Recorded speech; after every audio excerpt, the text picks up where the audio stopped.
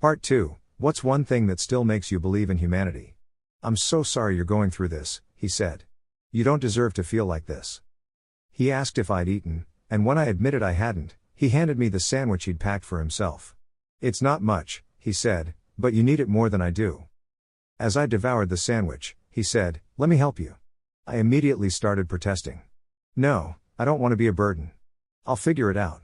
But he shook his head. Everyone needs help sometimes, he said firmly. Let me be here for you. He took me to a diner just down the street.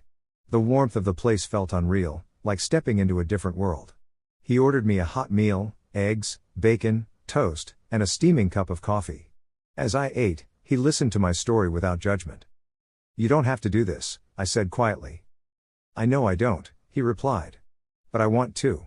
No one should feel like they're alone in this world. Before we left the diner, he told me he had a spare room in his house. It's not much, he said, but it's warm, and you'll have your own space until you get back on your feet. I couldn't believe it.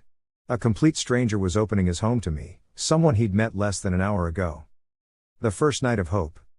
That night, I slept in a real bed for the first time in months. As I lay there, wrapped in a blanket that smelled like fabric softener, I cried again. This time, it wasn't from despair. It was from sheer gratitude. Over the next few weeks, this man, his name was Michael, helped me rebuild my life. He introduced me to his friends, who offered me odd jobs until I could find something permanent. He gave me advice, helped me budget the little money I earned, and always reminded me that I was worth something. Follow for part 3.